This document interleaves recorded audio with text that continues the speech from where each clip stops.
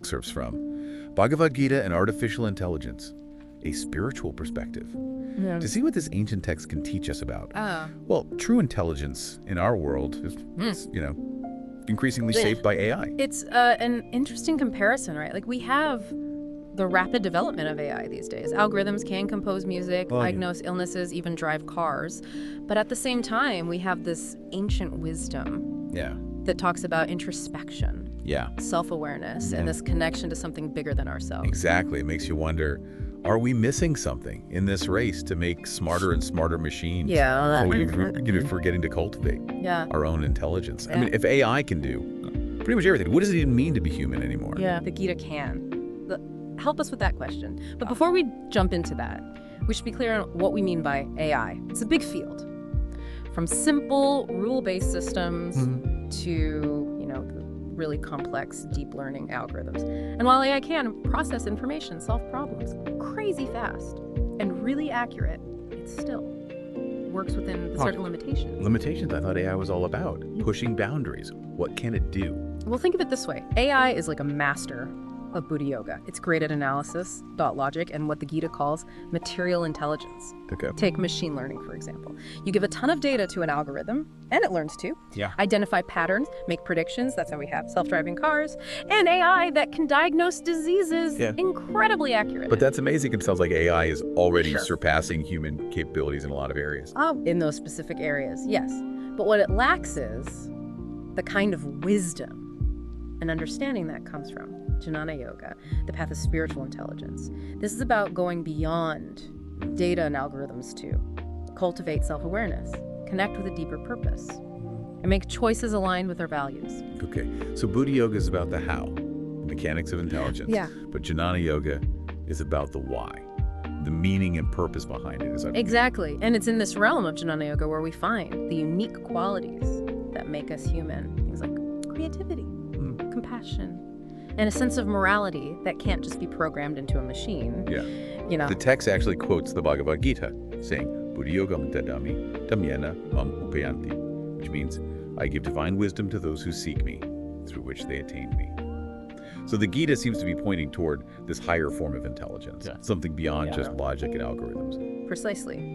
And it's this higher intelligence that allows us to think about our place in the universe, to make ethical choices, and to experience the world with awe and wonder that AI can't replicate. So, while AI might be able to write a symphony or paint a masterpiece, would it ever truly understand the emotions that it's trying to evoke? Would it feel the joy of creation or the empathy that connects us as humans? The text seems to argue that it wouldn't, right? That's a key point. The source material emphasizes how AI, despite how impressive it is, still lacks that depth of human consciousness. For example, imagine a piece of art generated by AI. It might be technically brilliant, but would it move you the same way as something created by a human artist who poured their heart and soul into it? I'm starting to see the distinction here. It's like the difference between a perfectly executed recipe and a meal cooked with love and intention.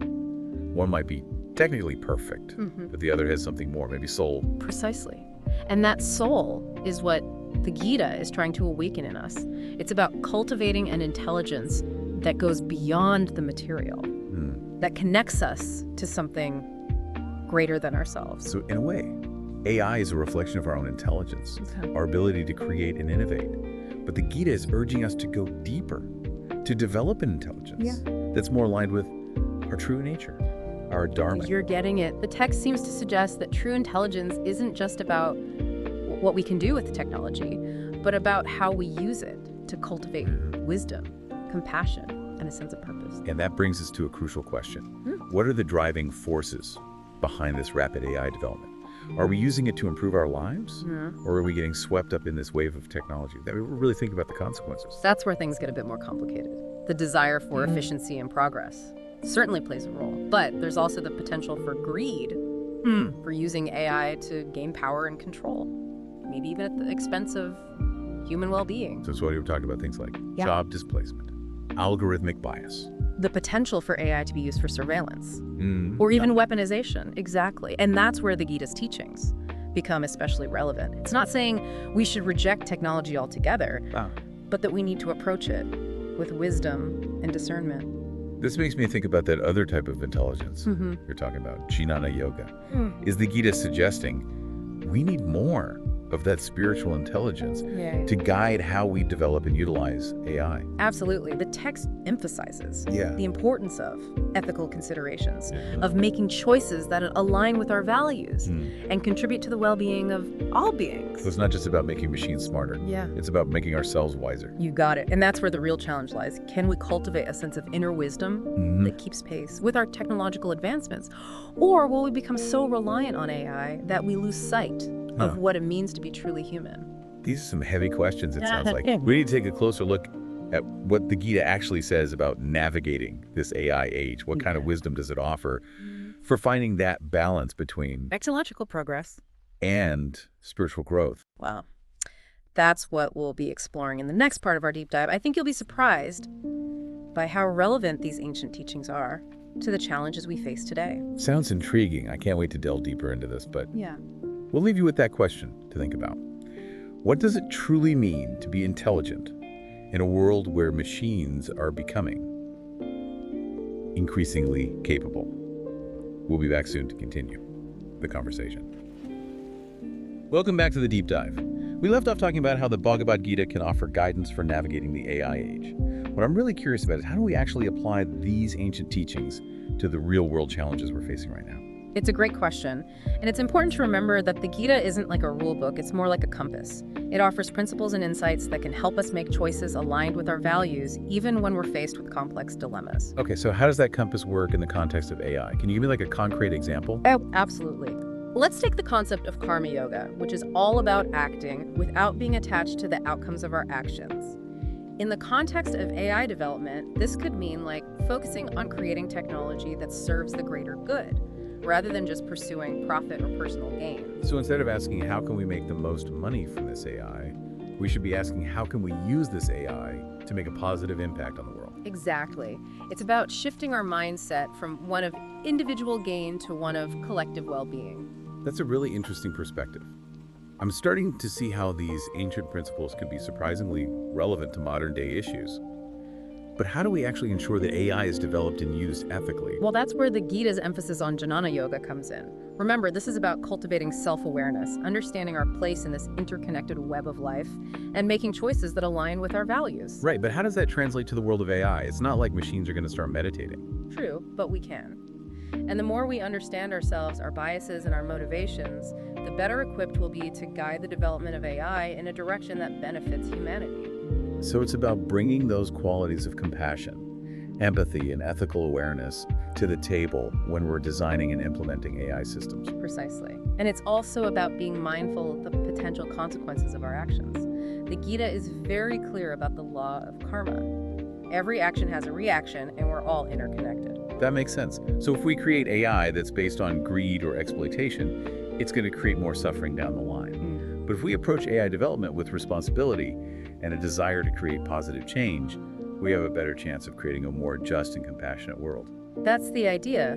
The Gita reminds us that we have a choice in how we use our intelligence, whether it's our own natural intelligence or the artificial intelligence we create. This is really making me think about the role of human consciousness in all of this.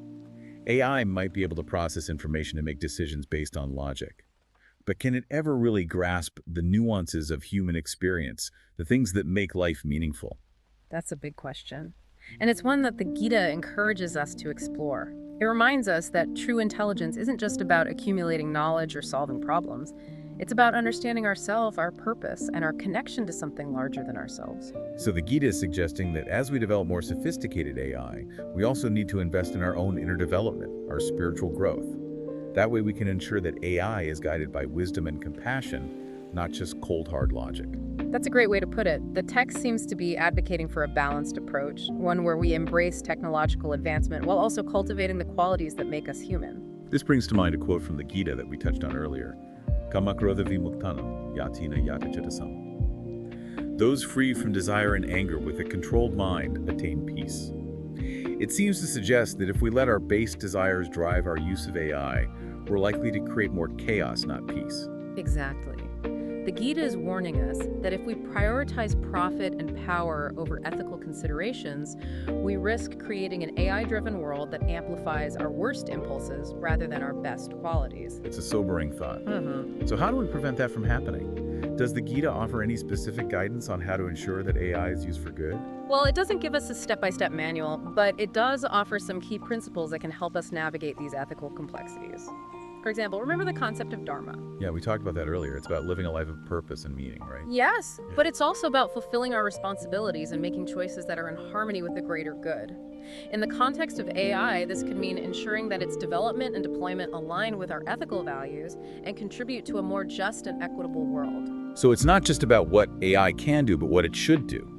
We need to be asking ourselves, how can we use this technology to uplift humanity, to solve problems, and to create a better future for all? Precisely. And that requires us to be mindful of the potential consequences of our actions. We can't just blindly pursue technological advancement without considering the ethical implications. It's a lot to think about. I'm starting to realize that developing AI ethically isn't just a technical challenge, it's a deeply philosophical and spiritual one. Absolutely. And the Gita provides a framework for approaching these challenges with wisdom, compassion, and a sense of responsibility. This makes me wonder about the source material's title, Bhagavad Gita and Artificial Intelligence, a spiritual perspective. Is it suggesting that we need to view AI through a spiritual lens in order to fully grasp its implications? I think that's a very insightful observation. The Gita reminds us that we're not just physical beings interacting with the material world. We also have an inner world, a spiritual dimension that shapes our values, our choices, and our understanding of reality. And if we ignore that inner world, if we focus solely on the technical aspects of AI, we risk creating a world that's efficient, maybe even impressive, but ultimately devoid of meaning and purpose. You're hitting the nail on the head. The Gita is urging us to remember that true progress isn't just about technological advancement. It's also about cultivating our inner wisdom, our compassion, and our connection to something greater than ourselves. This has been such an eye-opening conversation. It's like we're taking this ancient text and applying it to one of the most pressing issues of our time. And I think that's the beauty of the Gita. Its wisdom is timeless and universal. It speaks to the human condition in a way that transcends specific cultures or historical periods. This makes me think back to our earlier discussion about the two types of intelligence, Buddha Yoga, the analytical mind, and Jnana Yoga, the path of spiritual wisdom. Is the Gita suggesting that we need to find a balance between these two in order to navigate the AI age successfully? I think that's a very insightful way to frame it. We need the analytical mind to understand the complexities of AI, but we also need the wisdom of the heart to guide its development and use. So it's about bringing both our heads and our hearts to the table, so to speak. Exactly. And that's what we'll be exploring further in the final part of our deep dive. We'll look at how the Gita's teachings can help us cultivate that balance between technological advancement and spiritual growth so that we can create a future where AI serves humanity, not the other way around. This is getting me really excited for the next part. But for now, we'll leave you with this question to ponder. How can you as an individual contribute to shaping a future where AI is used ethically and for the benefit of all? We'll be back soon to continue our exploration. Welcome back to the Deep Dive. We're now in the final part of our exploration of AI and the Bhagavad Gita. Yeah, it's been quite a journey. It really has. And as I've been thinking about what we've talked about, one thing that keeps coming up for me is the potential for AI to actually support us on our spiritual path. That's an interesting thought. I have to admit, I haven't thought about that before. It seems kind of paradoxical, doesn't it? AI, a product of our own intelligence, helping us connect to something beyond ourselves. It does. But the more I think about it, the more it makes sense.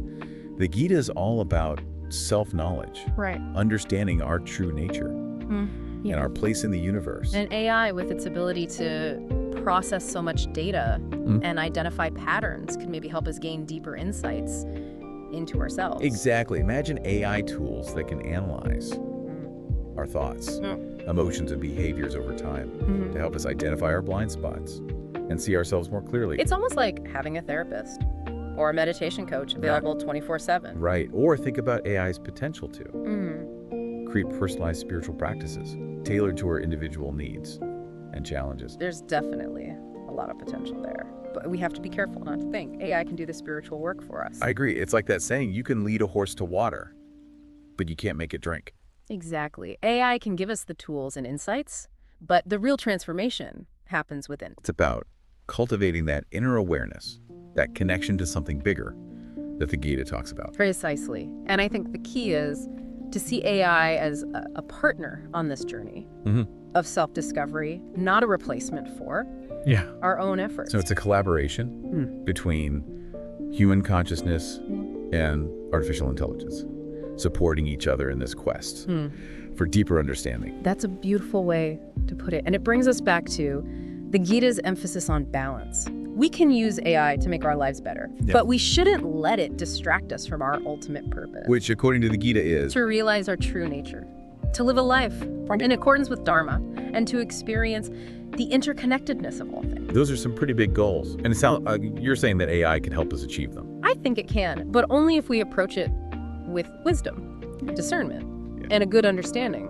of its limits. So we need to be mindful, intentional, and maybe even a little skeptical about how we use AI in our lives. Absolutely. And that brings us back to the main question we've been asking throughout this deep dive. What does it really mean to be intelligent in a world that's more and more dominated by AI? I think we've realized that true intelligence is about more than just